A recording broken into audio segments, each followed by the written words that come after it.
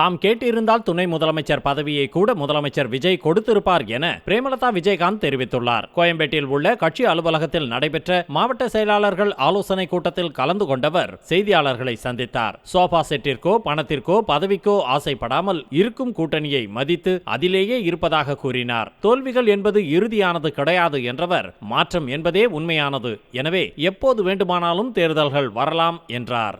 யார் சோபா யார்கிட்ட போச்சு அவங்க கிட்ட கேட்க வேண்டிய கேள்வி என்கிட்ட கேட்டீங்கன்னா எங்களுக்கு அதுக்கு பதில் இல்லை. எங்க கிட்ட இருக்கிறது இந்த சேர் தான். இது பல வருஷமாக கேப்டன் காலத்தில் இருக்கிற அதே டேபிள், அதே சேர், அதே office. No changes in our office. அதுவே இறுதி கிடையாது. மாற்றம் என்பதுதான் உண்மையானது.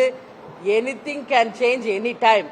அதனால நிச்சயமாக எப்ப வேண்டும் என்றாலும் தேர்தல்கள் வரலாம், மாற்றங்கள் வரலாம். எதற்காக அஞ்சக்கூடிய கட்சி தேமுதிக கிடையாது.